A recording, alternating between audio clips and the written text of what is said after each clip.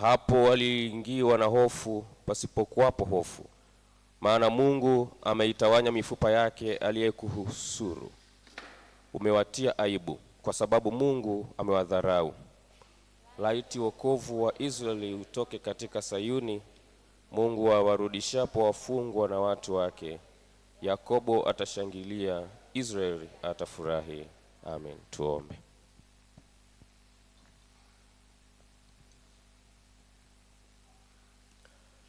Bwana mkombozi na mfariji wetu, tunapokusanyika kukuabudu katika roho na kweli, twakuomba kwa unyenyekevu tufungue mioyo yetu iweze kupokea mahubiri ya neno lako, ili tuweze kutubu dhambi zetu, kuamini katika Yesu Kristo mwokozi wetu pekee, na tupate kukua katika neema na utakatifu. Utusikie kwa ajili yake.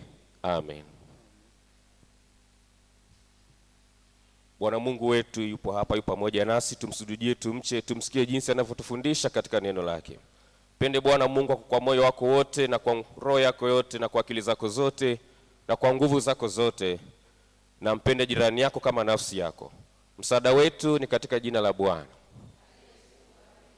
Wapendwa katika Bwana, tumekusanyika mbele ya uso wa Mungu kumtukuza kwa ajili ya neema yake na uaminifu wake, kusikia neno lake takatifu na kuomba huishi roho na miili yetu. Kwa kuwa Mungu ni mtakatifu na sisi tu wenye dhambi, hivyo basi tumuungamie Mungu dhambi zetu katika roho ya toba na imani, tukimwomba msamaha wa dhambi. Ile ungamo la kwanza. Kiti chako cha rehema na kitazama, magoti napiga pale, nisamehewe. Yesu, Yesu,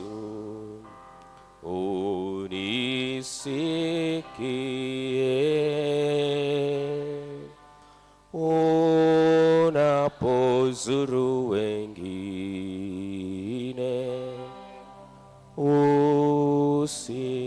usinipi. Tuombe. Mungu Mwenyezi, Baba wa rehema, mimi niliye maskini na dhaifu na kuzaliwa katika hali ya dhambi, naungama mbele zako dhambi zangu zote nilizozifanya kwa kuwaza, kwa kunena na kwa kutenda. Nimekukasirisha mara kwa mara, nikastahili adhabu yako hapa duniani na hata milele. Lakini nazijutia dhambi zangu na kutubu kweli, na kusihi kwa rehema yako iliyokuu unihurumie na kuniokoa mimi niliye maskini na mwenye dhambi. Bwana, unisamehe dhambi zangu zote, unipe nguvu ya Roho Mtakatifu wako, nishike mwenendo mpya. Amen. Pokeeni ondoleo la dhambi. Mungu mwenye enzi yote na rehema, kwa upendo wake ametuhurumia, akamtoa mwana wake wa pekee Yesu Kristo atufie msalabani. Kwa ajili yake ninatangaza ya kuwa dhambi zako zote zimesamehewa. Ni katika jina lake Mungu Baba na Mwana na Roho Mtakatifu. Amen. Simameni kanisa. Kwa kushangilia msamaha wa dhambi, tutaimba antifona Zaburi ukurasa wa 283. Ukurasa wa 283.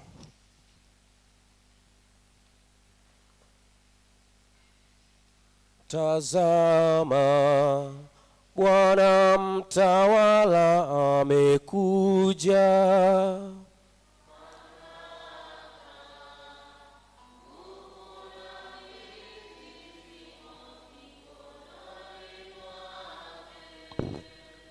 Mfanyeni Bwana shangwe dunia yote.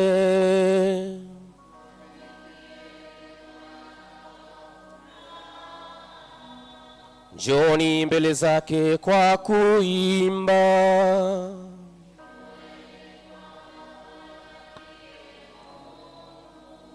Ndiye aliyetuumba na sisi tu watu wake.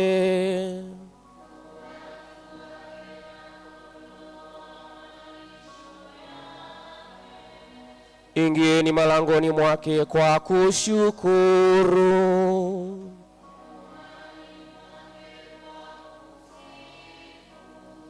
Mshukuruni, lihimidini jina lake.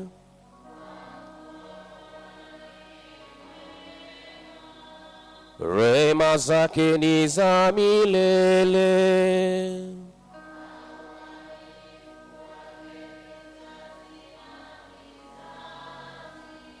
Atukuzwe Baba na Mwana na Roho Mtakatifu.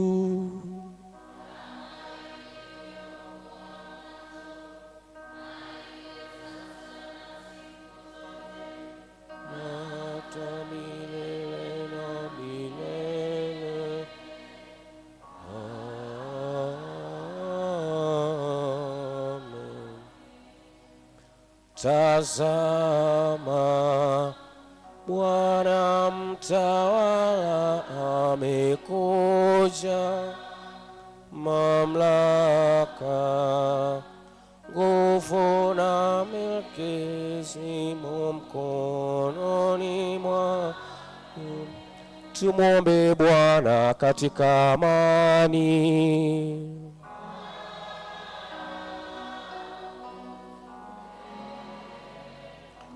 Bwana, tunaomba amani ya ulimwengu wote na umoja wa kanisa la Mungu.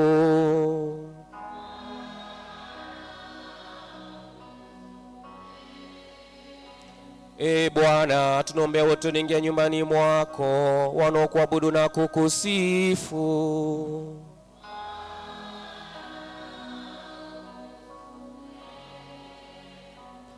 Mungu, utusaidie, utuokoe, uturumie na kutuhifadhi kwa neema yako. Utukufu ni wa Mungu juu mbinguni.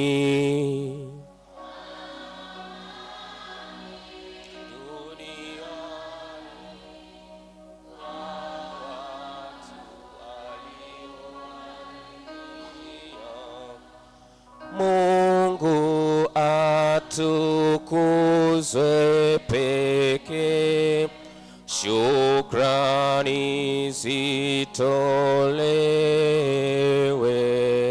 sababu ya rehema kuu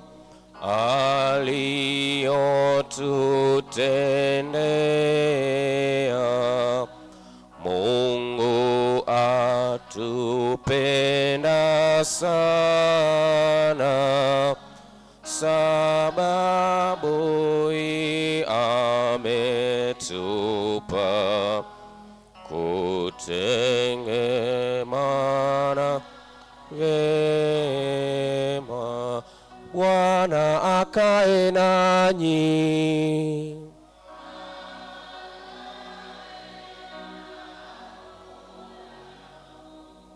Leo ni siku ya Bwana kwanza baada ya ufunuo. Neno kuu linasema ubatizo wetu. Aya siku inasema tukauona utukufu wake, utukufu kama wa mwana wa pekee atokaye kwa Baba, amejaa neema na kweli. Tuombe.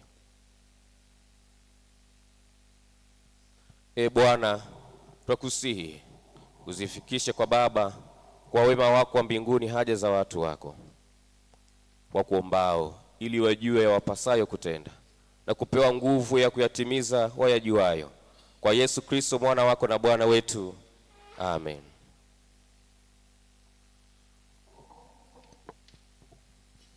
Sikilizeni neno la Mungu kama lilivyoandikwa kutoka kile kitabu cha Warumi sura ya 2 mstari wa 11 hadi ule mstari wa 13.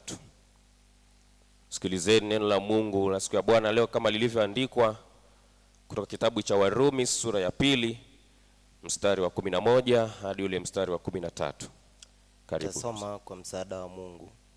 Kwa maana hakuna upendeleo, nitarudia mstari wa 11. Kwa maana hakuna upendeleo pia. Kwa maana hakuna upendeleo pia. Kwa maana hakuna upendeleo pia kwa Mungu, kwa kuwa wote waliookoka pasipo sheria watapotea pasipo sheria, na wote waliookoka na wote waliokosa wenye sheria watahukumiwa kwa sheria, kwa sababu sio wale wasiosikia sheria walio wenye haki, mbele za Mungu, bali ni wale waitendao sheria. Tarudia mstari wa 13. Kwa sababu sio wale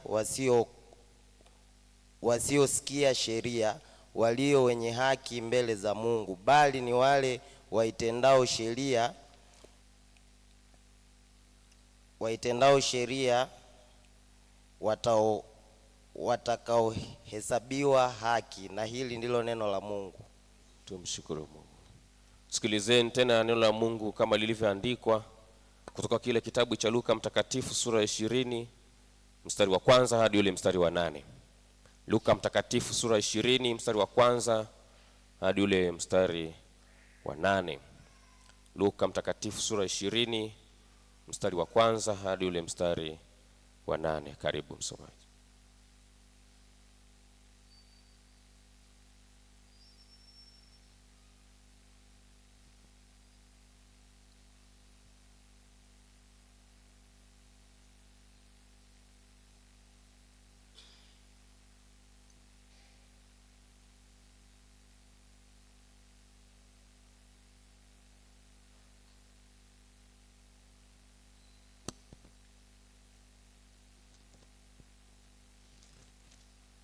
Nitasoma kwa msaada wa Roho Mtakatifu.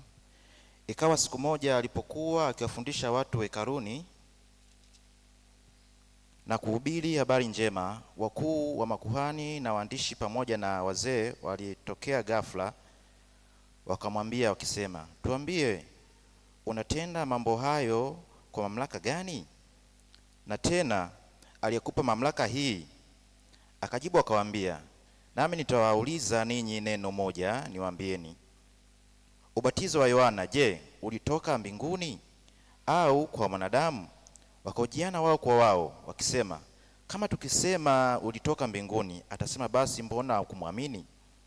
Na tukisema ulitoka kwa wanadamu, watu wote watatupiga kwa mawe, kwa kuwa wamemkubali Yohana kuwa ni nabii. Wakajibu kwamba hatujui ulikotoka. Yesu akawaambia, wala mimi siwaambii ninyi ni kwa mamlaka gani ninatenda mambo haya. Na hii ndio neno la Mungu. Tumshukuru Mungu. Tukili pamoja imani yetu ya Kikristo na tumishi wa Kristo wote ulimwenguni, imani ya mitume, tukili tukisema, namwamini Mungu Baba Mwenyezi, muumba mbingu na nchi. Namwamini Yesu Kristo, mwana wake wa pekee, Bwana wetu, aliyechukuliwa mimba kwa uwezo wa Roho Mtakatifu, akazaliwa na Bikira Mariamu, akateswa zamani za Ponto Pilato, akasulubiwa, akafa, akazikwa, akashuka kuzimu, siku ya tatu akafufuka kutoka kwa wafu, akapaa mbinguni, ameketi mkono wa kuume wa Mungu Baba Mwenyezi, kutoka kwa atakuja kuhukumu walio hai na wafu. Namwamini Roho Mtakatifu, kanisa takatifu la Kristo, lilo moja tu, shirika la watakatifu, ondoleo la dhambi, kufufuka kwa mwili na uzima wa milele. Amen. Tuendelee kusimama wana wa Mungu. Tunalo tangazo la tanzia.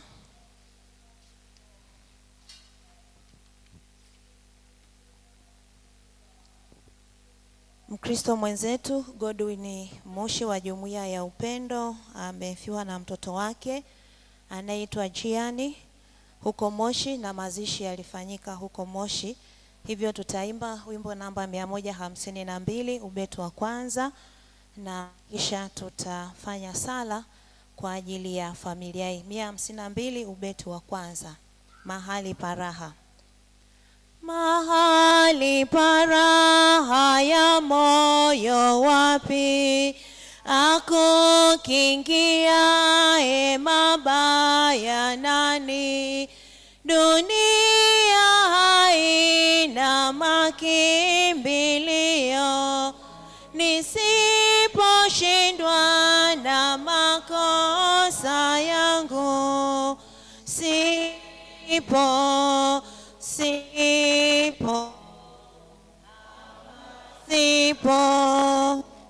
mbinguni ni ngome ya moyo wangu,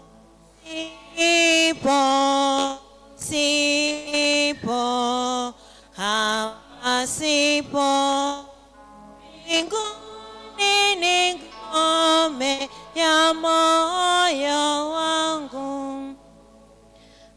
wetu na Baba yetu wa mbinguni, Baba, katika jina la Yesu Kristo wa Nazareti uliye hai, tunakushukuru Mungu kwa ajili ya zawadi ya maisha uliotupa kuishi hapa duniani. Lakini Mungu, hata pale unapopendezwa na mmoja wetu unamuita kuja kwako. Haijalishi umri, haijalishi afya, unachojali ni wakati na majira kwako kutimia. Tazama Mungu, tunasikia habari za familia hii ya Godwin ya kwamba uliwapa zawadi ya mtoto Gianni, lakini Bwana, majira na nyakati ulipofika, ilikupendeza Bwana ukamuita mtoto huyu kutoka katika maisha ya ulimwengu huu. Tunakushukuru kwa ajili ya uhai wake na maisha yake yote. Zaidi sana Mungu wetu mtakatifu, tunakushukuru kwa jinsi ambavyo umeendelea kuwatunza na kuwafariji wazazi wa mtoto huyu katika kipindi ambacho Bwana uliruhusu jambo hili tokee kwenye familia hii. Zaidi sana sisi kama kanisa lako tunaendelea kuiweka familia hii ya Godwin mikononi mwako, tukikusihi Yesu Kristo, ile neema ambayo Bwana imeendelea kuwa pamoja nao isiwaache, iendelee kuwatunza katika kipindi chote hiki ambacho Bwana umemtoa mtoto wao kutoka katika familia yao. Uwalinde, uwatunze, uwatetee, uwafariji, ukawashike kwa mkono wako. Zaidi sana tunajua yako maswali mengi wanaojiuliza wakati huu, lakini wewe Mungu unayejua siri ya maisha yetu, Bwana umetoa na sasa umetoa, jina lako likapate kubarikiwa. Zaidi sana Mungu tunaomba kawainulie watu sahihi katika kipindi hiki na majira haya, watu wafariji, ukawaepushe na wataabishaji. Zaidi sana Bwana ukaendelee kuwatunza na kuwatetea, ukawapitishe salama katika kipindi hiki ambacho wanachokipitia. Mungu wetu na Baba yetu wa mbinguni, sisi kama kanisa lako tunaposikia habari hizi, zitukumbushe ya kwamba sisi sote tu wapitaji katika ulimwengu huu na safari yetu ni kuja kwako mbinguni. Tusaidie kujiandaa vema kila mmoja wetu Bwana, ili majira na nyakati atakapofika kuitwa kuja kwako, basi Baba tuwe tayari wakati wote na tuje kwako kukulaki mawinguni. Sante Mungu wetu mtakatifu, kwa sababu taendelea kutufariji sisi kama kanisa lako, taendelea kuifariji familia hii. Katika jina la Yesu nimeomba na kushukuru, amen. Washarika kaeni. Bwana Yesu asifiwe. Bwana Yesu asifiwe. Tumshangilie Mungu kwa makofi mengi mengi na zawadi ya makofi ya shukrani. Tunamshukuru Mungu kwamba ametupa tena neema tuendelee kuishi katika mwezi huu wa kwanza na mwaka huu mpya wa 2026. Tuko hivi jinsi tulivyo kwa sababu ya neema ya Mungu. Bwana Yesu asifiwe.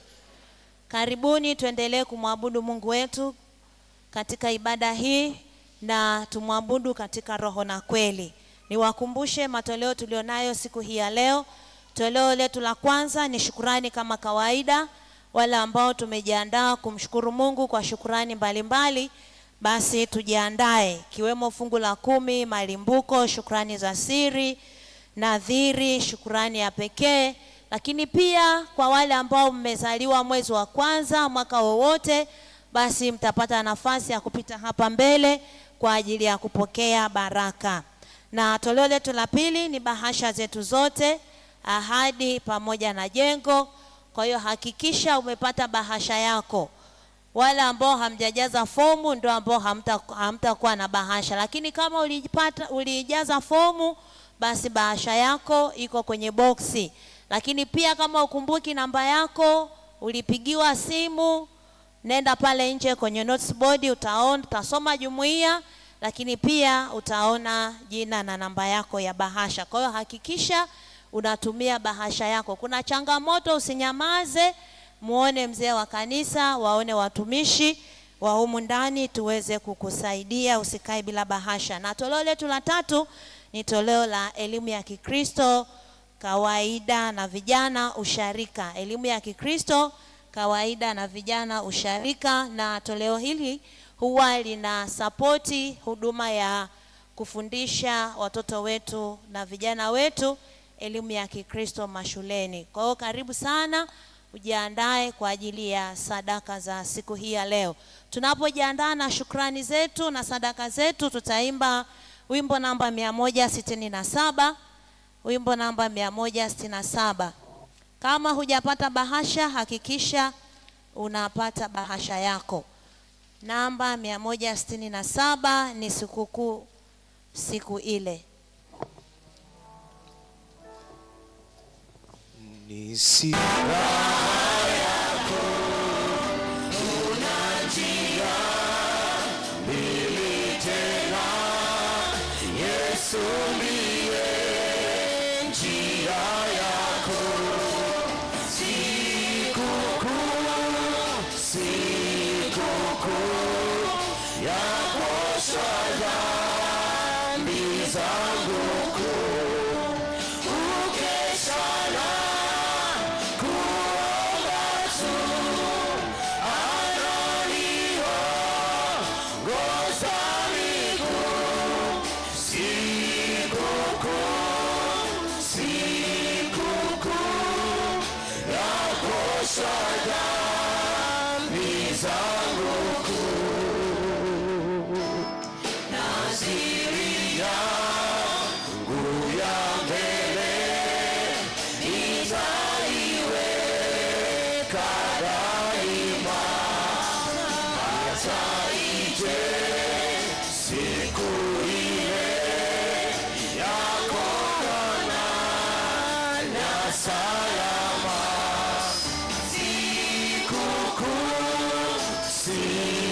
Sikukuu ya kuosha dhambi zangu kuu, ukesha na kuomba tu, ananiongoza miguu. Sikukuu ya kuosha dhambi zangu kuu. Neno la Mungu litakalo tuongoza katika shukrani zetu na sadaka zetu mbalimbali siku hii ya leo. Tutaongozwa na neno la Mungu kutoka kitabu cha Nabii Isaya, mlango ule wa 62, mstari wa 1 hadi wa 2. Nabii Isaya mlango wa 62, mstari wa 1 hadi ule wa 2. Nitasoma kwa msaada wa Roho Mtakatifu. Kwa ajili ya Sayuni sitanyamaza, na kwa ajili ya Yerusalemu sitatulia, hata haki yake itakapotokea kama mwangaza, na wokovu wake kama taa iwakayo. Na mataifa wataiona haki yako, na wafalme wote watauona utukufu wako, nawe utaitwa jina jipya litakalotajwa na kinywa cha Bwana. Amen. Tuombe. Mungu mwenye enzi, Baba, katika jina la Yesu Kristo wa Nazareti uliye hai, ni asubuhi nyingine tena njema, asubuhi nyingine tena tulivu. Kwa neema yako Mungu umetukirimia sisi watoto wako kuwepo tena katika nyumba yako asubuhi ya leo, Jumapili ya leo ya tarehe 11 katika mwezi huu wa. Pokea tukuzo, maana ni wewe peke yako umetusaidia, ni wewe peke yako Bwana umefanya haya yote. Sante kwa ajili ya pumzi ya uhai ambao Bwana umetupa kuvuta. Sante kwa ajili ya afya njema. Sante kwa ajili ya watoto wetu. Sante kwa ajili ya ndoa zetu. Sante kwa ajili ya ndugu, jamaa na marafiki. Sante hata kwa ajili ya kanisa lako. Sante hata kwa ajili ya taifa letu la Tanzania. Sante kwa ajili ya kazi za mikono yetu ambazo Bwana umetupa kuzifanya. Sante kwa ajili ya biashara na mifugo yetu. Sante kwa ajili ya shughuli zetu za maofisini. Sante hata kwa ajili ya walimu ambao umewapa dhamana ya kufundisha na kuelekeza akili za watu. Sante kwa ajili ya yote ambao Bwana umetupa katika siku zote ambazo Bwana umetupa kuishi. Tunakuinulia sauti zetu, tunakuinulia shukrani zetu. Sante Mungu wetu mtakatifu kwa kutufanikisha katika mambo yote. Sifa, heshima na utukufu ni vyako. Tunasogea mbele zako. Hii ni ishara ya kwamba Mungu tumetambua na tumepokea kutoka kwako. Pokea sifa na shukrani zetu, mfalme wa amani. Zaidi sana watoto wako tutasogea mbele zako kwa shukrani mbalimbali. Wapo ambao watakuletea fungu la 10, wapo ambao wanakuja kutengua nadhiri zao, wapo ambao Bwana anakuletea shukrani za pekee kwa jinsi ambavyo Bwana umewafanyia mambo ya pekee katikati ya maisha yao. Wapo ambao Bwana wanakuletea shukrani ya wiki kwa jinsi ambavyo umewatendea na kuwasaidia katika wiki hii, maana wapo ambao umewaponya, wapo ambao umewafanikisha, wapo ambao umewasafirisha salama na wamerudi salama. Pokea shukrani zao Bwana. Wapo ambao wanasogea mbele zako kushukuru kwa shukrani ya kuzaliwa, wakikushukuru kwamba Mungu umewaongezea mwaka mwingine tena katikati ya maisha yao. Ninakusihi Mungu wetu mtakatifu, kazikubali sadaka na shukrani za watoto wako wanaposogea mbele zako Bwana, kukushukuru kwa wema na fadhili ambazo Bwana umewatendea katikati ya maisha yao. Pokea sifa na shukrani zao, mfalme wa amani. Zaidi sana Mungu wetu mtakatifu, kama ahadi ya neno lako linavyosema ya kwamba kwa ajili ya Sayuni hutanyamaza na kwa ajili ya Sayuni hutatulia mpaka haki yao itakapotokea Bwana. Nami ninakusihi asubuhi ya leo kwa neema yako na kwa msaada wako Bwana, ninakusihi usinyamaze kwa habari ya watoto wako Bwana, wala usitulie mpaka pale mahitaji yao na maombi yao Bwana atakapojibiwa. Baba, ninakusihi usinyamaze Bwana, wala usitulie. Usinyamaze kwa ajili ya afya zao, usinyamaze kwa ajili ya watoto wao, usinyamaze kwa ajili ya biashara zao, usinyamaze kwa ajili ya wazao, usinyamaze hata kwa ajili ya kazi mbalimbali wanazozifanya Bwana. Usinyamaze kwa ajili ya mahitaji mbalimbali mpaka pale atakapojibiwa. Asante Bwana kwa sababu wewe ni mwema na ni mwaminifu na ni wa haki. Utatenda sawa sawa na jinsi ambavyo Bwana watoto wako wanapokuomba na watoto wapo wanapohitaji Bwana. Zaidi sana Mungu wetu mtakatifu na Baba yetu wa mbinguni, tunaendelea kuomba kwa ajili ya watoto wako ambao wameweka nadhiri ya kutumikia Bwana kwa njia ya bahasha zao na kwa njia ya kadi maalum Bwana, kwa ajili ya utumishi diocese na utumishi usharika huu Bwana. Ninajua wapo ambao wameweka nadhiri, hawajui watawezaje kutengua nadhiri. Baba, ninajua wewe Mungu unafahamu maisha yetu na mapito yetu. Wewe Mungu unayefanya njia pasipokuwa na njia. Ninaomba Bwana kwa msaada wako unaotoka juu patakatifu pako, ukawasaidie watoto wako hawa, ukawafanyie njia, ukawafanyie wepesi Bwana. Fungua milango ya kazi, fungua milango ya biashara, wainulie watu sahihi kwenye maisha yao, wainulie watu sahihi kwenye kazi zao. Zaidi sana tunakataa roho ya kufilisika, tunakataa roho ya kupoteza, roho ya kukata tamaa, roho ya kushindwa Bwana kutumikia, katika jina la Yesu na kwa damu ya Yesu. Baba, ninawaweka mikononi mwako. Ahadi yako Bwana ni ya kweli na ni amina. Baba, ninawaweka mikononi mwako. Uwasaidie wanapoendelea kutumikia, wasiwepo wa kuchoka wala kukata tamaa, maana umeahidi ya kwamba mtu akinitumikia Baba utamheshimu. Watoto wako wameahidi kutumikia. Ninaomba Bwana ukawaheshimishe katika kila eneo atakaokuwa, iwe ni kwenye afya zao waheshimishe, iwe ni kwenye familia waheshimishe, iwe ni kwenye kazi, kwenye biashara, mahali popote Bwana ukawaheshimishe. Asante Bwana kwa sababu wewe ni mwema na ni mwaminifu na ni wa haki,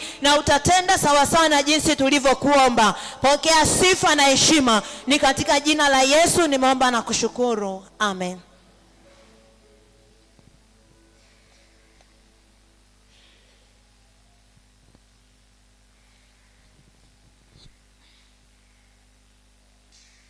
Pokeeni baraka za Bwana. Bwana Mungu akubarikie na kukulinda. Bwana Mungu akuangazie nuru za uso wake akufadhili. Bwana Mungu akuinulie uso wake akupe amani. Kwa jina la Mungu Baba na la Mwana na la Roho Mtakatifu. Amen. Washarika kaeni.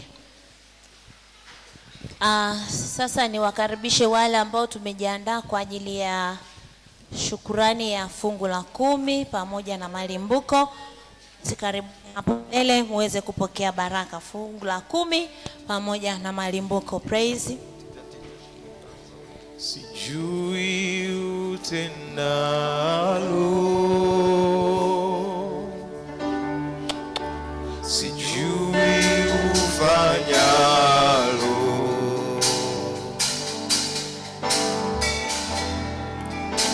ile nachojua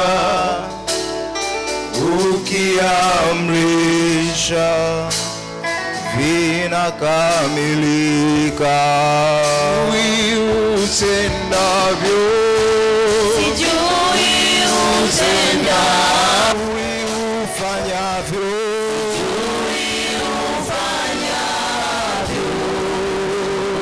kile nachojua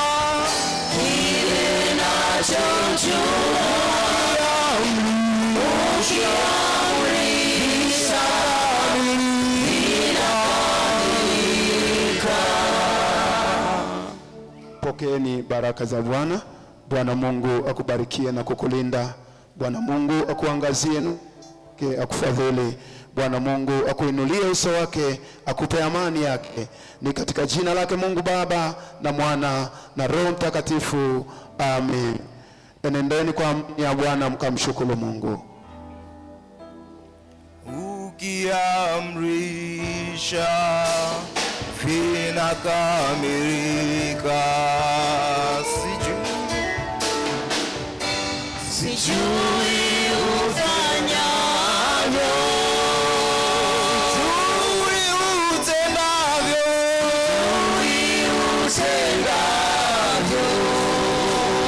kile nachojua, kile nachojua ukiamrisha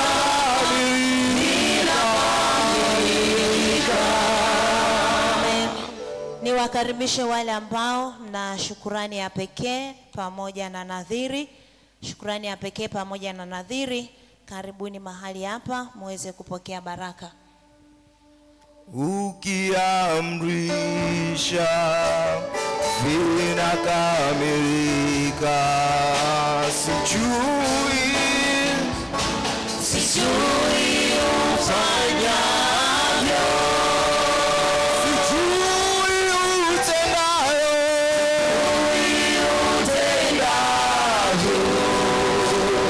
kile nachojua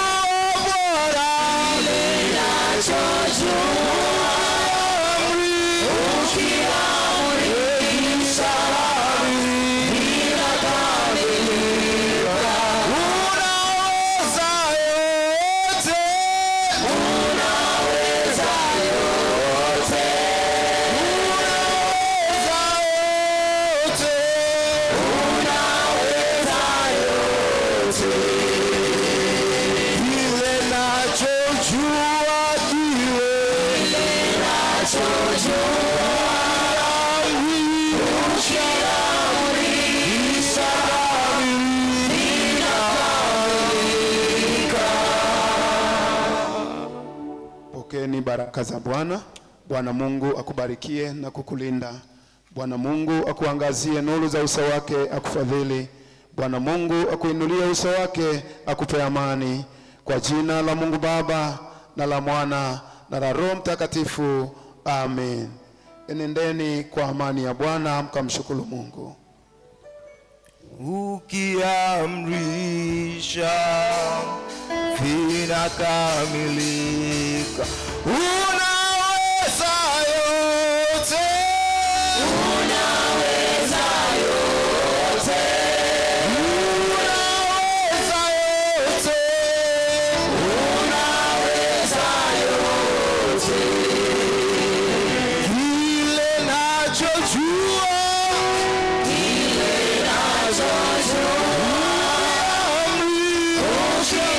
ukiamrisha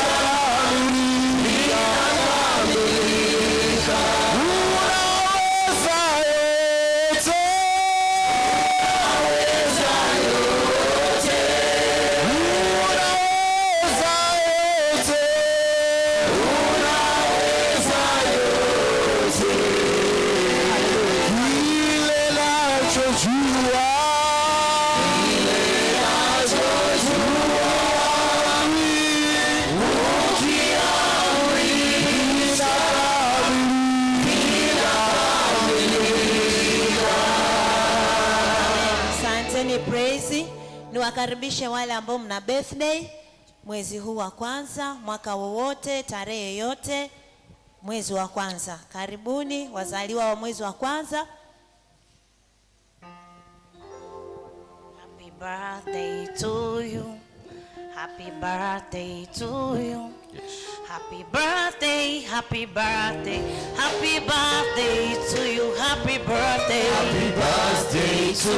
happy birthday, Happy birthday to you. happy birthday, Happy birthday, happy birthday, happy birthday to you.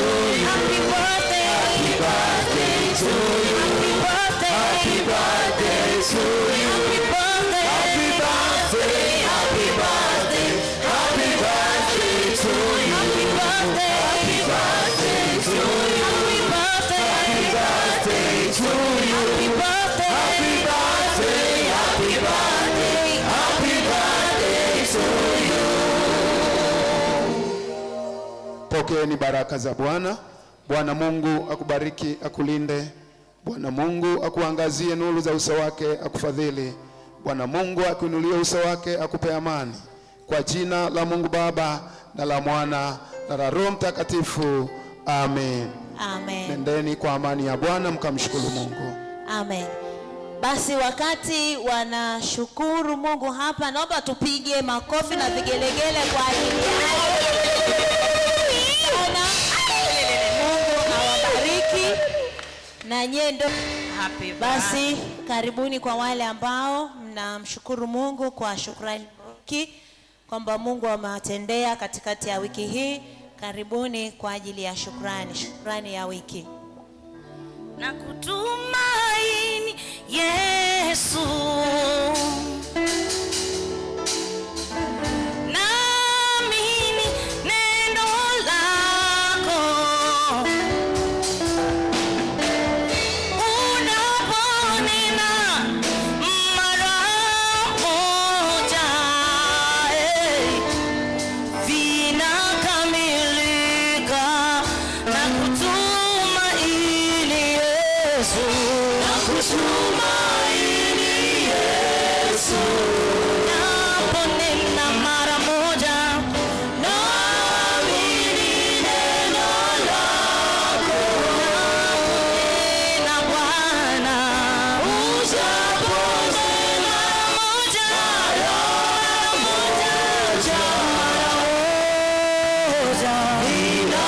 inakamilika.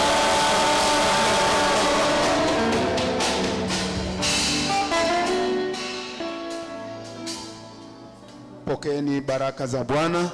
Bwana Mungu akubarikiwe na kukulinda.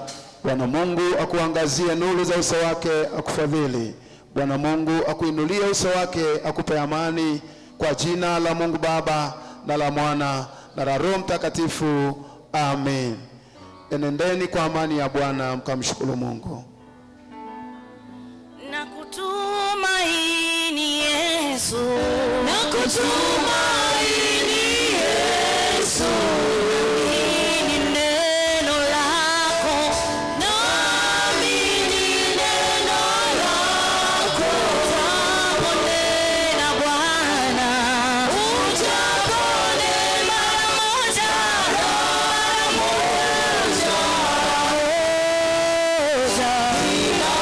inakamilika. tumaini Yesu, Na kutumaini Yesu.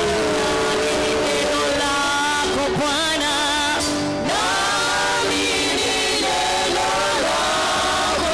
unaponena Bwana, Ujaponena moja,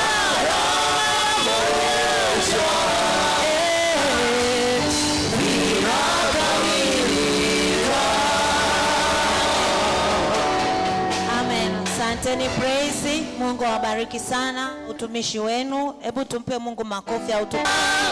na kushukuru Baba, Baba.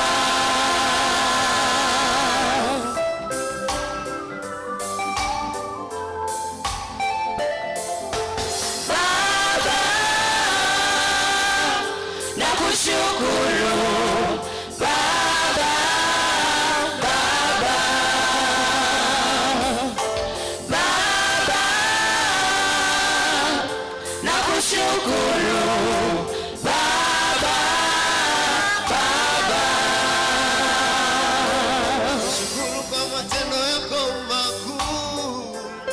nakushukuru, nakushukuru Baba. Nakushukuru kwa matendo yako makuu, nakushukuru, nakushukuru Baba.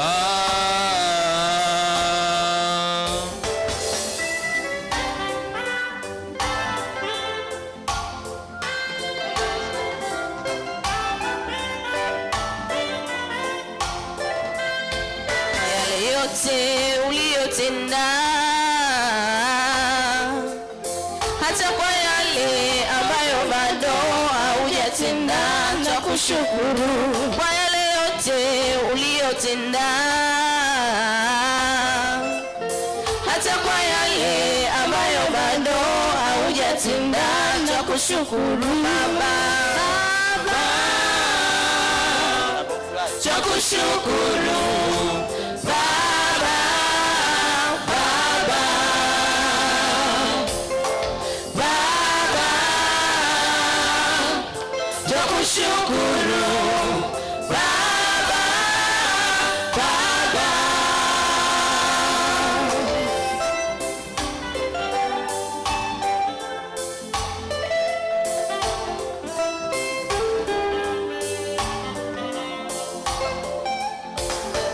Watu wote mshukuruni Bwana, kwa kuwa ni mwema, kwa kuwa ni mwema, maana fadhili zake ni za milele, ni za milele. Watu wote mshukuruni Bwana, kwa kuwa ni mwema, kwa kuwa ni mwema, maana fadhili zake ni za milele, ni za milele.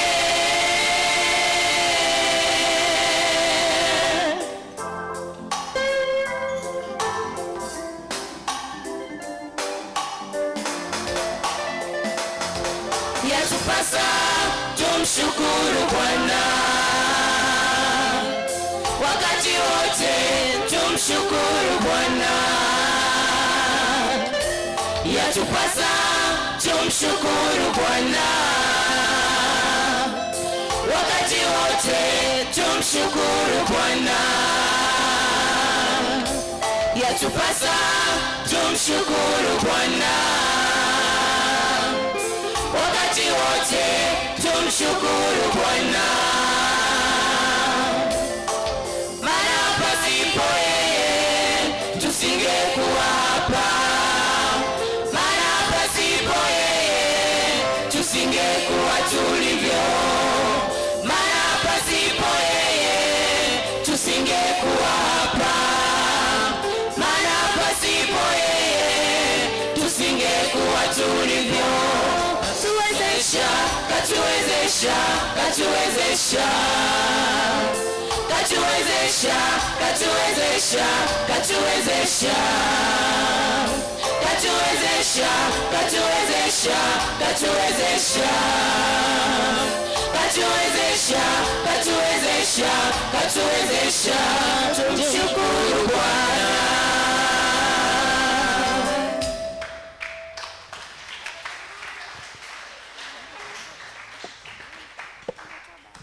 Amen. Tuongee.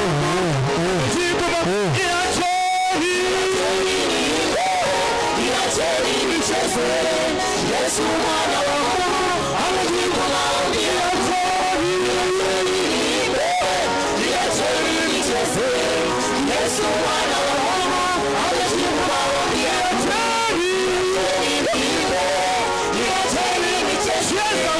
Yesu mwana wa Mungu amejibu maombi yangu.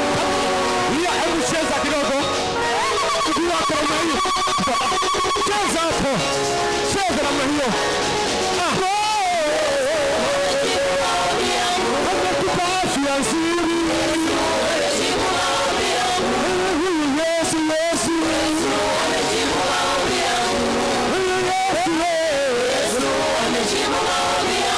Cheza, cheza, wa Mungu. Cheza mbele za mzima wangu yako. Namna hiyo. Tambugo. Hapo. Hapo. Huyu Yesu. Yesu amejibu maombi yangu. Huyu Yesu. Yesu amejibu maombi yangu. Jamani, huyu Yesu. Yesu amejibu maombi yangu. Amekupa afya nzuri. Yesu amejibu maombi yangu. Amekupa watoto. Yesu amejibu maombi yangu. Amekupa afya nzuri.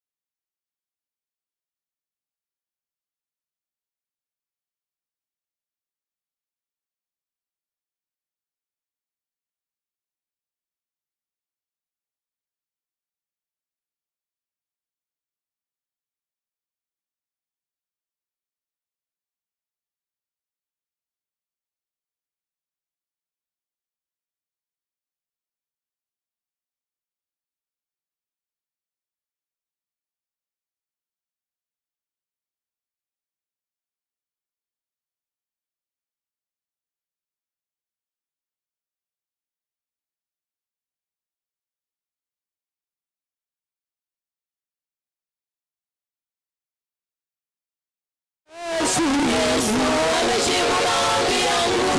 Huyu Yesu amejibu maombi yangu.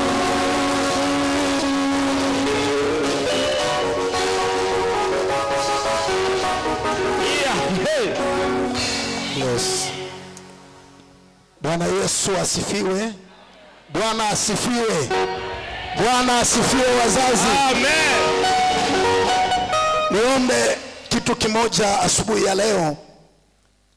Inawezekana mwaka uliopita ulinipa mzazi ada nzuri kabisa, ulimpeleka mtoto shule nzuri, ukatamani kuona kwamba matokeo mazuri, lakini ghafla kikaja kilioni na matokeo mabaya.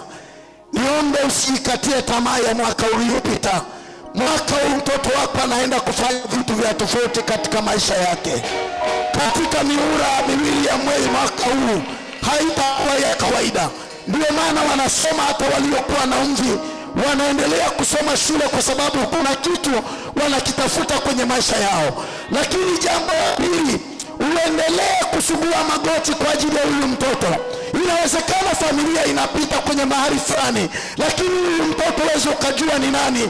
Inawezekana kuna mkuu wa mataifa ya Afrika yuko hapa. Inawezekana kuna mkubwa katika Jamhuri ya Muungano wa Tanzania atatoka kwenye familia yako. Kwa hiyo kuombe mzazi wako hapo, inua wako wa kuume, utampa kitu kwa ajili ya watoto wako wanaonyonya, wako watoto wa kindergarten, wako shule ya msingi, wako sekondari, ni msimu mpya huu, wako wanafunzi wa vyuo vikuu na vya kati. Mungu aendelee kuachilia kwa ajili yao. Baba, katika jina la Yesu Kristo mwana wa Mungu hai, asante Baba mwema kwa ajili ya asubuhi ya leo ambayo Baba umetupa neema na kibali. Watoto wako wamesogea mbele ya madhabahu yako mfalme amani. Ni wingu lako la msimu mpya Baba la kimasomo kuanzia tarehe 13, na wengine tayari Baba wamekwisha kuripoti shuleni kwao. Tunaofunika kwa damu yako Yehova. Upako wa mwaka 26 hautakuwa wa mwaka uliopita Bwana, katika eneo la afya, katika eneo la uchumi wa familia za wazazi wao Bwana, katika eneo la ufahamu na akili zao, tunawaweka mikononi mwako. Yako matamko Bwana yalitamkwa juu yao na walimu, yalitamkwa yaliyotamkwa na jamii Bwana, yalitamkwa na wazazi waliwakatia tamaa, lakini asubuhi ya leo Baba tunawaweka watu Baba, kuanzia wanaonyonya, walioko shule ya kindergarten, walioko shule ya msingi Bwana, walioko sekondari, walioko vyuo vikuu na vyuo vya kati Baba, tunawaweka mikononi mwako. Neema yako ikajifunue juu yao kama iliweza kujifunua wakati wa Nuhu Bwana, katikati ya mazingira magumu. Neema hiyo Baba ikajifunue kwao katika jina la Yesu Kristo. Tunaangusha kila roho mbaya, kila ngoma ambazo Baba zimeachilia uharibifu juu ya watoto wetu, tunazikataa kwa jina la Yesu Kristo, na kwa damu yako Yehova tunatiisha mamlaka yako Bwana. Ukawabebe wazazi hawa Baba, wamenyosha mikono yao. Wengine watoto wanaenda boarding mikoa mbalimbali, wengine wataanza kusafiri leo, wengine watasafiri siku ya kesho.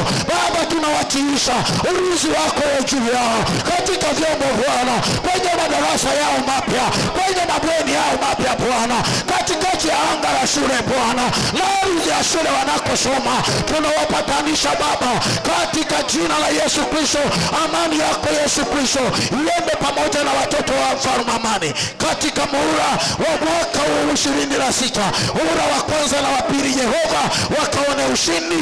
Walioko darasa la pili wana michuano ya kitaifa, walioko darasa la 4 wana michuano ya kitaifa, walioingia darasa la 7 wana michuano ya kitaifa, walio kidato cha pili wana mchuano wa taifa, walio kidato cha 4 Baba hata kidato cha 6 katika majira ya mwaka huu. Yehova jifunue kwao katika jina lake Mungu Baba na Mwana na Roho Mtakatifu. Amen.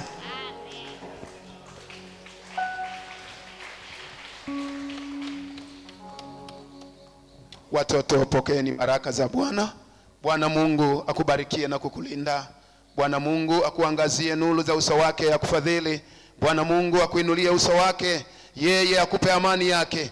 Ni katika jina lake Mungu Baba na Mwana na Roho Mtakatifu. Amen. Enendeni kwa amani ya Bwana. Amen. Nalita jina lako, nami niwe salama. Nalita jina lako, nami niwe salama. Nalita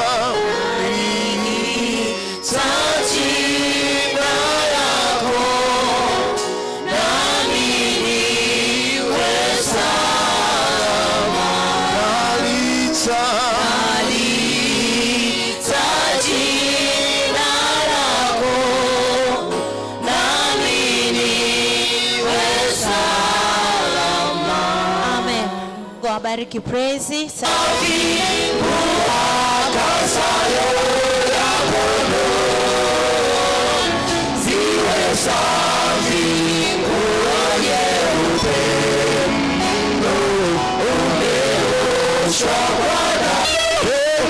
Sijui ila mimi Bwana nimekuwa umenitendea Bwana. Amani ya ule moja ule ulitenda. Mimi ni Msamaria tu, mtu wa makabila mengine, wala sikustahili Kile chochote utakachokiishi katika mwezi wa 12, mwezi wa kwanza utakachokitamka, ndicho utakachokiishi kwa miezi 12. Kuna watu wako hapa leo wanasema, mtumishi, hata ada sina. Hapana, jikumbushe kwa namna hii kwamba ada haitafutwi Januari. Ada inatafutwa kuanzia mwezi wa 9 mpaka mwezi wa 11. Unafunga kibubu chako cha shule. Mwezi wa 12 ni mwezi wa heka, ni mwezi wa chereko, ni mwezi wa kutoa matumizi kwa namna ambayo sio ya kawaida. Lakini jambo la pili, watu wamelia na Januari. Niliona gazeti la tarehe 4 limeandika, gazeti la Upendo, huku kodi huku ada, Januari hiyo inabeba. Ngoja nikwambie mpendwa, Januari zimepita nyingi, lakini nikuombe jipange kwa Januari zinazokuja. Mwambie Bwana, Januari sio kula tu, Januari ni kutafakari wema wa Bwana, Januari ni kukaa magotini pa Bwana, Januari ni mipango, Januari tunapangika kwa namna ambayo sio ya kawaida, na Mungu kama aishivyo atatuvusha salama 26. Sema amina. Haijalishi kimetokea nini, haijalishi kuna vita gani ilitokea, lakini Bwana akaiponye nafsi yako, aikoke na mtego, aponye watoto wako, aponye nyumba yako. Waliotangaza mwaka jana utakufa, hautakufa kwa jina la Yesu, hautazimia kwa jina la Yesu, kwa sababu mkono wa Bwana utasimama juu yako. Uwe mtulivu tu mbele za Mungu. Uwe mtulivu tu mbele za Mungu. Ina ujumbe ambao unasema maombi ya kujiunganisha na nguvu za Mungu wakati wa uhitaji kuyafikia malengo yako. Maombi au maeneo ya kujiungamanisha na nguvu za Mungu wakati wa uhitaji kuyafikia malengo yako. Kila mtu yuko hapa ana uhitaji mbele za Bwana. Inawezekana una fedha kwenye familia lakini huna amani. Inawezekana una amani kwenye familia lakini chakula hakiko nyumbani, mapatano hayapo nyumbani, kuna mahali unamhitaji Mungu. Inawezekana uko kwenye biashara, inawezekana ni huduma ambayo Mungu amekupa katika msimu huu, inawezekana unapita mahali lakini wakati huu unamhitaji Bwana kwenye maisha yako akuvushe.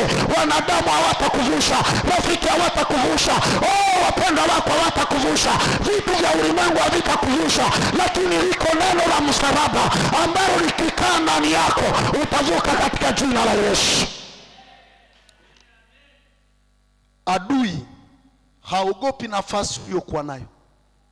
Adui haogopi urembo uliokuwa nayo. Adui haogopi kwa sababu wewe ni handsome. Adui haogopi kwa sababu una cheo. Adui haogopi kwa sababu kuna mahali unalindwa. Adui anaogopa mtu aliyezibeba nguvu za Mungu ndani yake. Huyo adui anaweza asikae juu yake. Kwa hiyo tutumilie taji la wokovu, tutumilie taji la kuvumilia, tutumilie taji la kukusababisha uweze kuvuka mbele. Uwezo ukavuka kama una nguvu za Mungu ndani yako. Wako watu wengi walipita. Ni rahisi sana watu wakiwa wameshiba, ni rahisi sana watu wakiwa na amani kuitamka Yeremia 33 na mstari ule wa kwanza. Bwana amesema niite nami nitakuitika, nitakuonyesha mambo makubwa na magumu usiyojua. Nataka urudi mstari wa kwanza. Ile bombo andiko linasema neno la Bwana likamjia Yeremia mara ya pili. Wewe Mungu amekusemesha mara ngapi? Huna hela, anakuambia biashara hiyo utamiliki mji wa Kahama. Unajiangalia huna hata mtaji.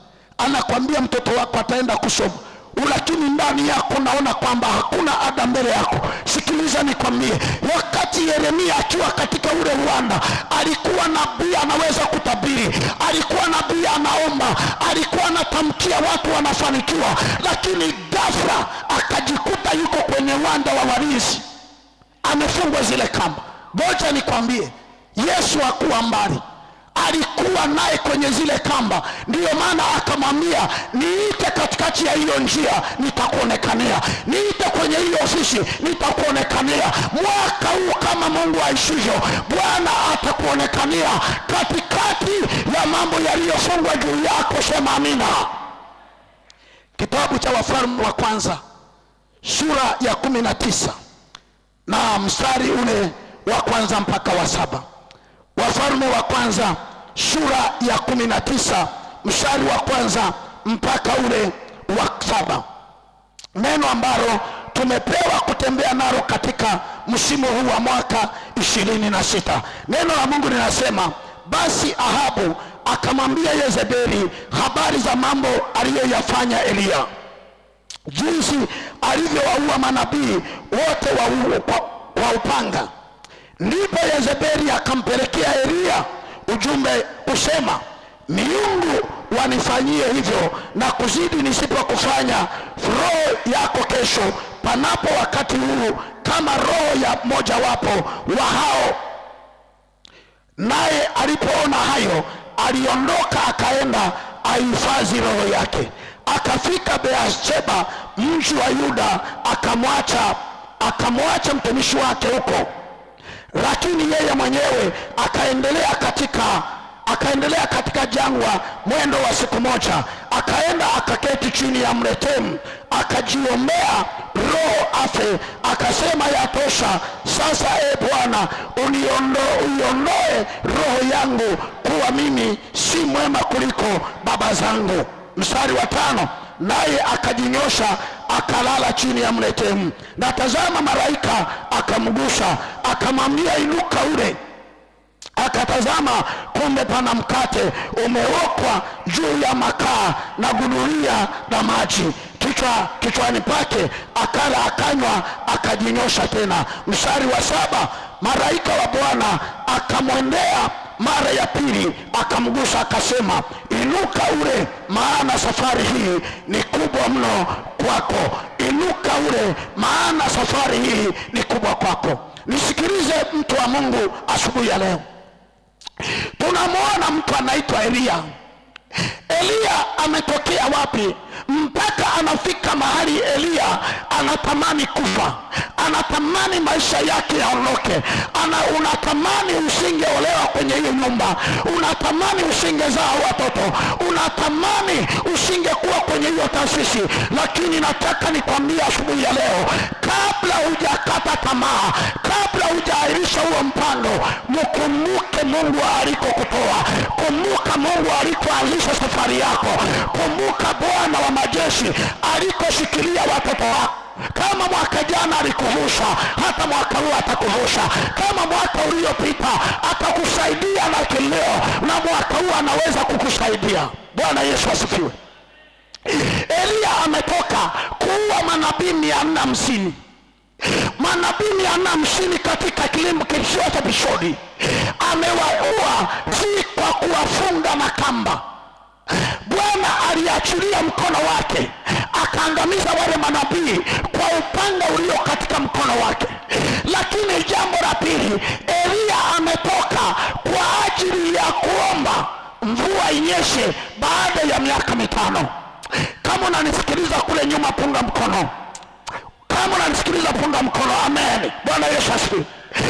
Eliya ametoka kufanya mambo makubwa, lakini ghafla anakuja anakutana na taarifa zilizo mbaya. Alipokutana na taarifa mbaya, moyo wake ukavunjika, moyo wake ukainama, moyo wake ukasononeka. Ninakuombea wiki hili, Bwana akulinde na mabaya yanayokuja nyumbani mwako. Jambo la pili, ninakuombea Bwana akulinde na taarifa mbaya. Taarifa mbaya zinaweza zikakuondoa kwenye nafasi. Taarifa mbaya zimeleta msiba kwenye familia. Taarifa mbaya zimeleta vilio na maombolezo juu ya watu walioubeba wokovu. Lakini jambo la tatu, na kuombea Mungu ailinde nafsi yako iokoke na mtego mwaka 2026. Jambo la 4, ninakuombea neema ya Kristo ikuvukie kwenye maisha yako, haijalishi njia unayopita. Eliya huyu aliyefanya mambo makubwa, alilala usiku amechinja manabii wa uongo 450. Akiwa kitandani mwake akamwambia Mungu, hakuna Mungu kama wewe. Ni wewe Mungu unaweza, ni wewe Mungu unafanya mambo makubwa.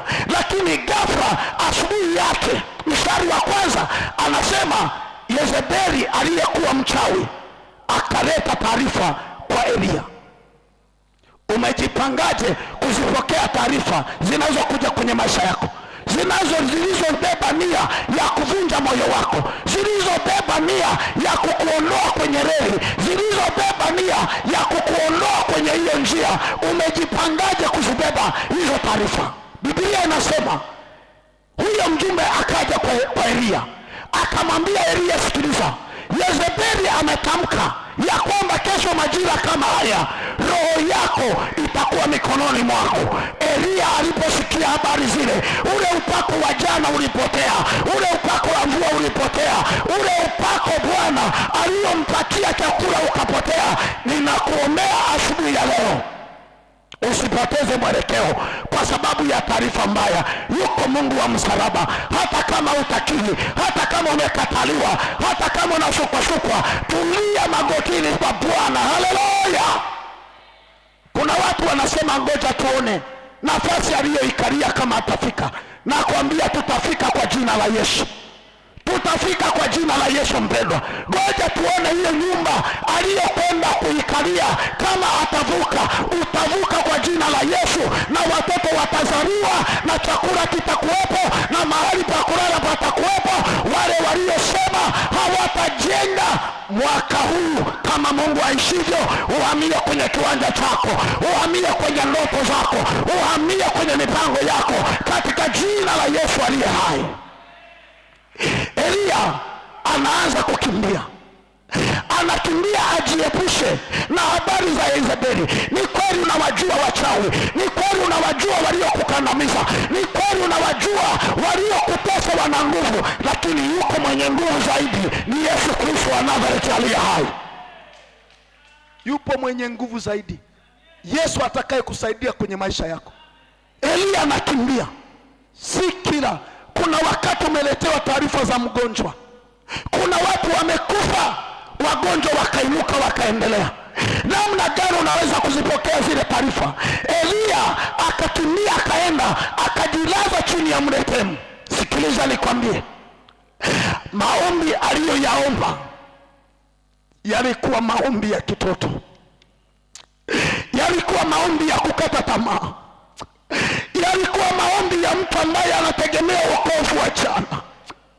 Akasema, Baba, ibebe hii roho yangu, bora nife kuliko kukutana na Yezebeli. Maana anamjua Yezebeli aliyewaua manabii wa Bwana, akawateketeza wakatoka kwenye maisha. Amebaki Elia peke yake, akajua moto wa Yezebeli, akamsahau Mungu aliye hai. Asubuhi ya leo Mungu wa mahali hapa atakuinua kwa jina la Yesu. Hautakufa. Elia amelala kwenye mletemu, anasubiri saa ya kufa. Mungu anamwambia hapana, hautakufa, hautakufa, hautakufa, nataka uendelee kuishi. Elia akainuliwa, akaambiwa, pokea chakula cha kiroho. Chakula hicho kitakusaidia uweze kutembea siku 40 katika maisha yako. Vitu vya Mungu vinahitaji muda. Elia kilichomsababisha kufikia hiyo hali ni hali ya kujitenga peke yake. Hakutaka kuzungumza na mtu, hakutaka kuongeleshwa na mtu.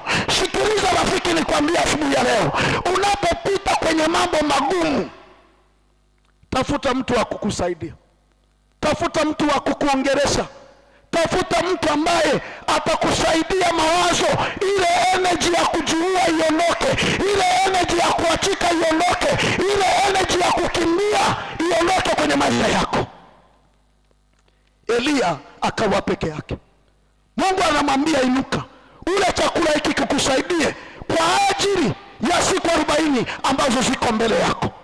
Miezi 12 sio rahisi, miezi 12 sio rahisi unavyoitazama. Mwaka jana ni nani alijua Tanzania tunaweza tukaingia kwenye hali ya machafuko? Ni nani aliyekuwa anajua? Watu tulirelax, watu tuliomba. Tulipoingia kwenye machafuko, watu walifunga, watu waliomba, watu walienda mbele za Bwana. Lakini baada ya kuwa amani, maombi yataendelea. Ni kweli unamwambia kabisa, injinia, niombe, ninapita katika mlima huu, ninapita katika mbigiri na mabonde, naomba uniombee mtumishi wa Mungu. Unapoombea unafunguliwa, una relax, unaacha maombi, unaendelea na vitu vingine. Nakushia asubuhi ya leo,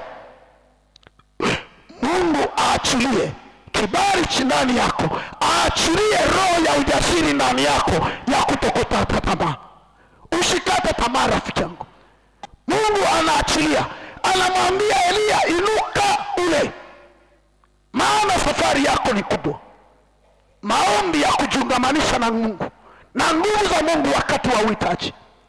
Ni kweli unamhitaji Mungu, Ni kweli sasa tuko kwenye madhabahu, lakini tunamhitaji Mungu. Kuna eneo ambalo tunahitaji Bwana atuvushe mwaka huu 26, na kama Mungu aishivyo atuvushe, wapendwa, kila eneo la maisha yetu, atuvushe kila eneo la maisha yetu. Roho ya kukata tamaa iliondoa kazi iliyofanyika juu ya Elia, iliondoa ule upako. Kazi ya kukata tamaa iliondolewa ndani ya Elia. Akaona ni kufa kuko mbele yake, akaona ni kupungukiwa kuko mbele yake. Roho ya kukata tamaa inakuja kwa kuletewa habari mbaya. Habari mbaya. Jirani yako amekuletea habari mbaya, rafiki yako kwenye ofisi amekuletea habari mbaya. Dada moja akaambiwa na rafiki, akaletewa bosi fulani kwenye ofisi, taasisi fulani. Huyo bosi alikuwa ni mkali mno. Rafiki akamwambia, ujiandae, kuna barua ya uhamisho. Yule dada akamwambia, mimi sitahama, wewe ndio utahama, au huyo bosi ndiye atakayehama kwenye ile eneo. Usikubali moyo wako iname, usikubali roho yako iname, usikubali moyo wako upate huzuni wakati yuko Yesu wa msalaba, ambaye ni kielelezo kwenye maisha yako. Kila wakati unapopita hatua kwa hatua, Bwana anakufusha, Bwana anakupeleka viwango vingine. Ondoa hiyo roho, jiungamanishe na nguvu za Mungu ili ziweze kukusaidia katika utumishi wako, ziweze kukusaidia katikati ya njia unayoiendea, na Mungu hata nyamaza kwenye maisha yako. Haleluya, haleluya. Roho ya kukata tamaa inakutenganisha na watu wanaoweza kukusaidia. Roho ya kukata tamaa inakutenganisha na watu ambao wanaweza wakakusaidia. Elia yuko peke yake, lakini ashukuriwe muujiza wa Bwana ulioachiliwa kwenye maisha yake, na ndio ulikuwa mwisho wa utumishi wa Elia katika siku zote alizotumikia kusudi la Bwana. Praise, tumikeni. Wana maombi, tumikeni. Kutoa kwako kubadilike. Angalia, unataka kuongezeka mbele, mwambie Bwana, majira haya ninahitaji nguvu zako, ninahitaji kujiungamanisha na mkono wako ili uweze kunisaidia. Na Mungu hata nyamaza, hata nyamaza. Huyu rafiki yetu anaomba kufa. Wewe umeomba maombi ya kufa mara ngapi? Umeomba kufa mara ngapi kwa vitoto viwili? Umeomba kufa mara ngapi una kitoto kimoja? Lakini huu ni njia mbele yako. Umeteswa kwenye eneo lako, uone kuna njia iko mbele yako. Mwambie Baba, ninajiungamanisha na maombi haya, ni wakati wangu wa uhitaji ili niyafikie malengo. Kila aliyefikia malengo alipambana, hakuangalia watu. Alichokiangalia, alimwangalia Yesu wa msalaba. Aliangalia Yesu wa msalaba ili kulinda roho yake sije kainama, roho yake sije ikakata tamaa. Ukabeba sumu ya panya, ukaanza kuitafuna ndani yako. Ile sumu ni kwa ajili ya panya, sio kwa binadamu. Tuliza moyo wako kwa Mungu. Dada huko hapo unaniambia, mtumishi, nimechumbiwa miaka mingi imepita, kila anayekuja kwenye maisha yangu anaondoka. Sikiliza nikwambie, hilo ni giza tu limekufunika. Hiyo ni roho tu ya kukataliwa imefunikwa juu yako. Lakini wakati wa Bwana unapokuja, Mungu ana mahali atamleta huyo atakaye kuja kwenye maisha yako. Hata akitamka neno, utasema huyu ametamka neno kwenye familia, ametamka neno kwenye familia. Na dada zangu, ni waombe kabisa, usiwe na haraka ya kutafuta kwamba nipate leo. Muna vigezo, mmeacha maandiko, muna vigezo. Mnataka nyumba, hujui nyumba alijenga kwa nini. Mnataka magari, hujui hilo gari alinunua kwa nini. Inawezekana amenunua kwa fedha za rushwa, zilitakiwa zikajenge hospitali kasaidie watu, ndio akanunua hilo gari. Unaingia kwenye hiyo nyumba, unakuwa ni kikaragosi, unakuwa mtu ambaye hueleweki. Vijana mko hapa, unaona rafiki yako ameoa, usiwe na haraka ya kuoa. Maandiko yanasema hatutatoka kwa haraka wala hatutatoka kwa kukimbia. Jitengeneze kwanza, jitengeneze kwanza. Unacho chakula cha kumlisha huyo binti, unacho chakula cha kulisha hao watoto? Kijana mmoja yuko kijiweni, akaona mabinti wanatembea, anasema ningekuwa na hela mimi kila binti mzuri ningefungua marinda yake. Nilishindwa kujizuia, nikamwambia brother, wangekurudisha nyumbani kwenye kiroba. Mwingine kijana asiyekuwa na maana amekaa anasema mimi nikimwoa dada fulani sitatoka nyumbani. Sikiliza nikwambie, huyo dada sio chakula. Waulize wamama watu wazima walioko kwenye ndoa, akiona baba anaumwa na siku 3 yuko kitandani, usifikiri ile huzuni ni ya kumhurumia. Huzuni ile anajiuliza chakula, mbeba riziki yuko kitandani siku ya 3. Na kuna watu hapa ili atoke, akitoka ndio watu wanakula. Anaanza kutoka, anaingia ndani, unaisha na kupenda, lakini kumbe ndani yake anajiuliza kesho tutakula nini. Ndani yake anajiuliza baada ya huyo kuondoka nini kitatendeka. Wacha Mungu atupe neema na kibali. Wacha Mungu atupe neema na nafasi. Tukae tuzungumze katika semina hii. Na Mungu kama aishivyo hata tuache wapendwa, hata tamaza juu yetu, hata tulia juu yetu, ili tuendelee kuliona kusudi la mbele. Hata mbuyu unasema ulianza kama mchicha, anza kidogo kidogo, anza kupambana, anza kung'ang'ana, anza kutulia mbele za Bwana. Mwambie Yehova, ninakuhitaji na nguvu zako. Bila nguvu zako siwezi kwenda mahali. Bila nguvu zako siwezi kuchomoka. Bila nguvu zako siwezi kuvuka katika hili eneo. Usimuone huyo baba ni mbaya. Hakuna baba mbaya. Hakuna baba mbaya. Dada ulioko hapa, mama ulioko hapa, ni adui ameingia. Waswahili wanasema hakuna mkate ulio mgumu mbele ya nini? Ya chai. Na mimi natamka kwenye hii madhabahu injinia, pamoja na mimi hakuna mwanaume mgumu mbele ya kitu kinaitwa mwanamke. Haleluya. Shida yako na unaongea sauti ya 3 dada. Ongea sauti ya kwanza. Huyo baba atakuelewa. Huyo baba atakupa unachokitaka. Amani itakuweko. Kwa nini? Unauhitaji mbele za Bwana. Unauhitaji mbele za Bwana. Mungu akatusogeza ibada hii ya mwendo kasi. Akatusogeza nena utafakari ni wapi ulipopita. Je, ulikuwa kuna mtu injinia alikuwa anatamani awe na upako kama wa Elia, alafu ghafla Elia anajiona kwamba yeye sio kitu, anajiona kwamba hakuna kitu mbele yake. Amsha hiyo hali ya upako ndani yako. Kama Mungu aishivyo mwaka huu, usipite hicho unachokiwaza kitekelezeke. Mwaka usipite mipango ya usharika wa agape. Mwaka usipite nyumba yako, familia yako, kuna vitu vionekane kwenye maisha yako. Naomba usimame mahali ulipo. Simama mahali ulipo. Simama mahali ulipo. Sielewi mahali unapitia. Sielewi mahali unapitia. Unaniambia mtumishi, leo ni siku ya 11. Leo ni siku ya 11. Lakini sioni mpenyo. Mpenyo unakaribia. Shida ni yako. Mpenyo unakaribia my friend. Mpenyo unakaribia dada. Ni kweli umezalia nyumbani. Umezalia nyumbani sio shida. Mpenyo unakuja, utaachiliwa. Mwanaume ambaye ni wa maisha yako, mwanaume ambaye atakuja kuleta heshima ndani yako, ili mkono wa Bwana upate kusimama. Tumepita kanisa mahali pagumu. Sikukielewa Mungu ni baba yako.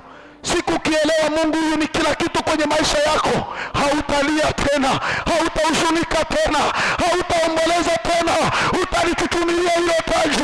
Umwambie Baba, ninakuhitaji na nguvu zako. Ninakuhitaji wakati wa ambao. Ninakuhitaji Baba, usimame na watoto wangu. Usimame Baba, hao watoto wataondoa hilo vazi la ufukara na umaskini litoke kwenye familia yako. Inua mkono wako juu. Sema, Baba, katika jina la Yesu, asubuhi ya leo niko mbele zako kwa jinsi hii umenifundisha kwa habari ya kujiungamanisha na nguvu zako wakati huu ambao Baba tunakuhitaji kama familia, wanandoa, kwenye maeneo mbalimbali ya kiuchumi, ya kibiashara, ya kumiliki na kutawala, katika eneo la elimu, katika eneo la afya. Bwana, tunaziomba hizo nguvu zako zitushukie katikati ya maisha yetu, katika jina la Yesu. Inua kinywa chako, mweleze Bwana mahali ambapo unapitia, hilo ambapo unatamani mwaka huu Bwana akutendee kwenye maisha yako. Baba, katika jina la Yesu Kristo, tunasimama mbele zako na majina yaye Bwana, tunaomba wema wako, tunaomba mkono wako, tunaomba kusudi lako Baba, katika ibada hii ya kwanza na ibada ya pili Baba, na siku 31 za mwezi wa kwanza Baba, kuyalingana marango ya mwaka 26. Tunaomba wingu lako, tunaomba mkono wako, tunaomba uweza wako, tunaomba uponyaji wako katika afya, kumiliki na kutawala, katika uchumi Bwana, eneo la elimu. Tunakuomba Bwana, shuka ukatutetee, shuka ukaongeleshe Bwana, tuongeleshe watoto wako, tusio wa kukimbia kimbia, tusio watu wa kwenda mbali, tuongeleshe Bwana kwa jina la Yesu. Waongeleshe watumishi wako, maono mapya, fursa mpya, utumishi mpya ndani yao kwa jina la Yesu Kristo. Wanazolechalia hai Baba, wazazi hawa, watoto wao Bwana, tarehe 13 watafungua shule watoto wao. Tunaachilia upako wa maandalizi yote ya kuwapeleka shule, mahitaji yao yote Bwana yakasimame kwa jina la Yesu. Pokea heshima na utukufu Mungu wangu. Unaweza kutenda tena, unaweza kutuhurumia tena Mungu wetu, unaweza kutubeba, unaweza kutufunika kwa damu yako mfalme amani. Kila mmoja wetu mahali hapa mfalme Jehova, tubebe kwa utukufu wa jina lako, katika jina la Mungu Baba na Mwana na Roho Mtakatifu, na kila mwenye pumzi aseme amen. Piga makofi kwa Bwana.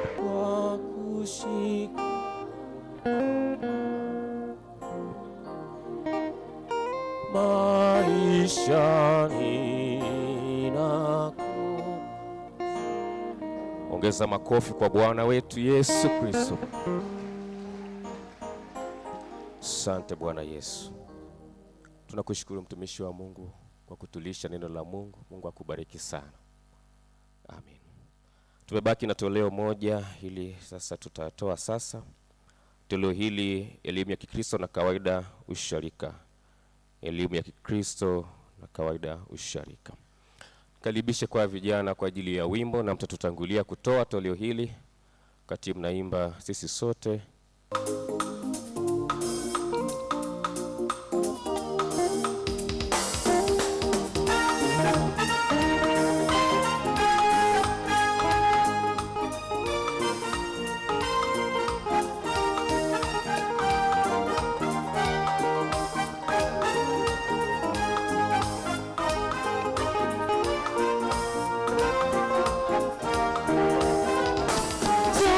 Tunakutukuza pale, tunakuinua Yawe, tunakutukuza pale, tunakuinua Yawe, tunakutukuza pale, tunakuinua Yawe. Hallelujah, amen. Hallelujah, amen. Hallelujah, amen. Hallelujah, amen.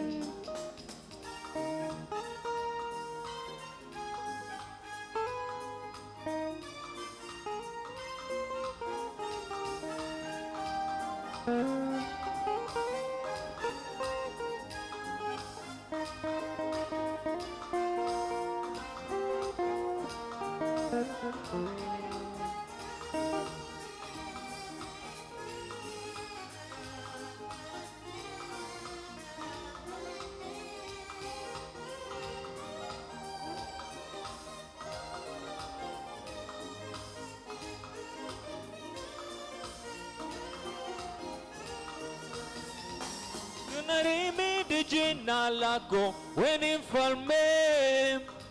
Tunalitukuza jina lako, wewe ni Yahweh. Tunalitukuza jina lako. Hakuna kama wewe, mfalme wa wafalme. Tunalihimidi jina lako, wewe ni mfalme. Tunalitukuza jina lako, wewe ni Yahweh. Tunalitukuza jina lako. Hakuna kama wewe, mfalme wa wafalme. Tunakutukuza Mfalme, tunakuinua Yahweh. Tunakutukuza Mfalme, tunakuinua Yahweh. Tunakutukuza Mfalme, tunakuinua Yahweh. Tunakutukuza Mfalme, tunakuinua Yahweh. Haleluya, amen. Haleluya, amen. Haleluya, amen. Haleluya, amen.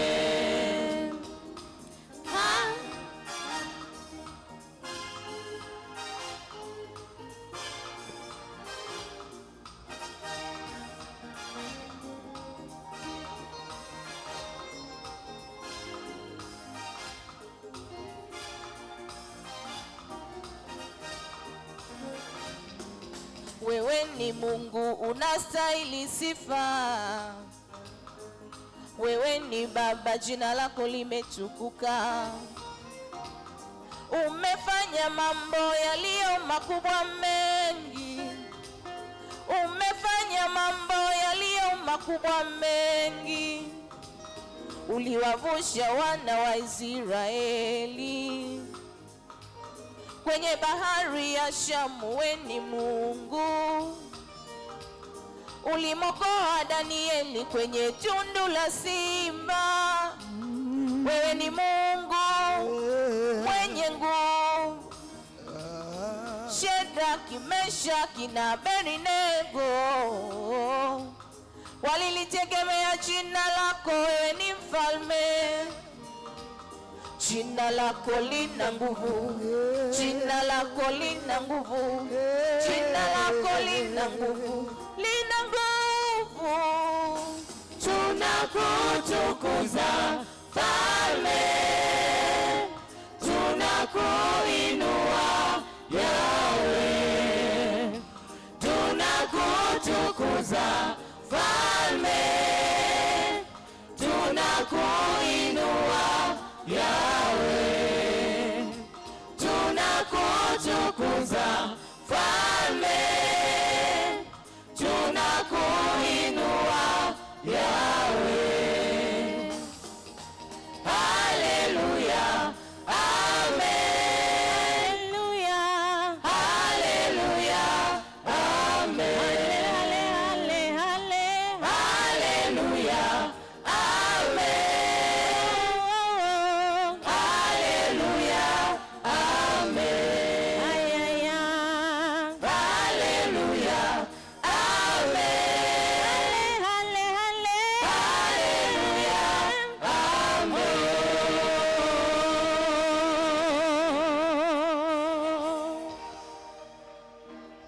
Ongeza makofi, ongeza makofi. Asanteni wana wa Mungu kwa huduma hii. Salamu ye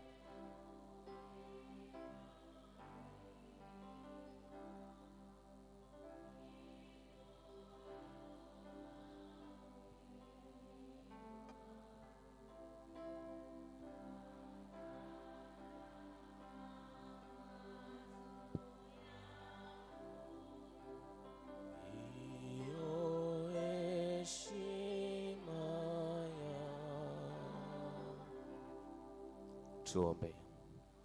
Mungu mwenye neema na rehema, umemtoa mwanao pekee Yesu Kristo afe kwa ajili ya dhambi zetu ili tupate kuhesabiwa haki na kuwa washirika wa Roho Mtakatifu.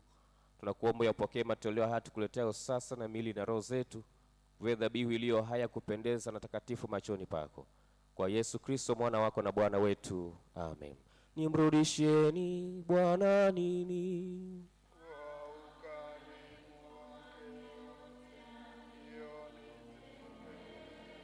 Nitakipokea kikombe cha wokovu.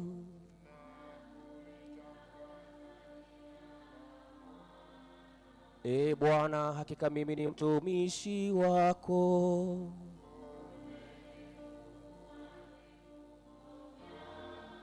Nitakutolea dhabihu ya kushukuru.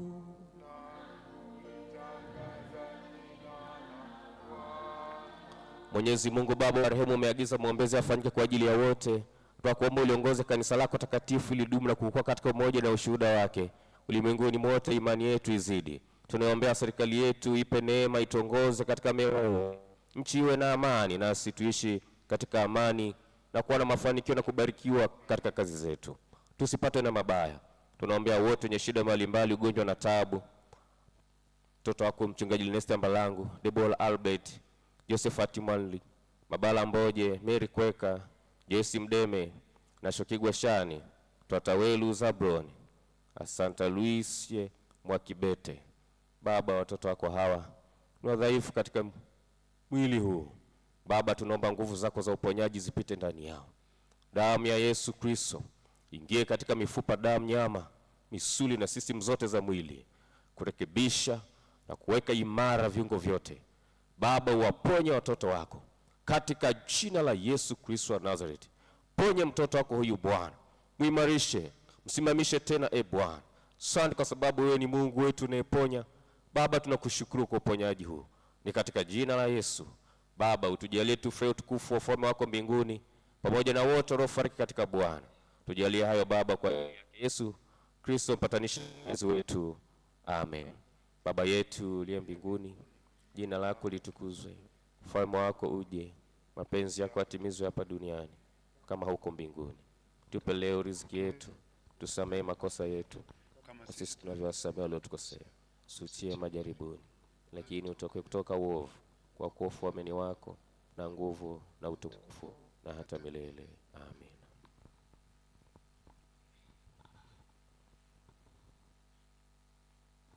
Bwana akae nanyi.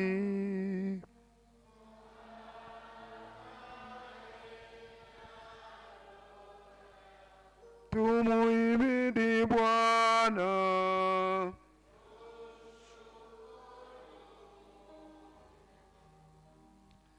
Pokeeni baraka za Bwana ninyi nyote mnaomtegemea Bwana. Bwana Mungu akubarikie na kukulinda. Bwana Mungu akuangazie nuru za uso wake, akufadhili. Bwana Mungu akuinulie uso wake, yeye akupe amani yake. Ni katika jina lake Mungu Baba na Mwana na Roho Mtakatifu. Amen. Amen. Amen. Matendo yangu yoyote uyatengeneze Yesu, uniongoze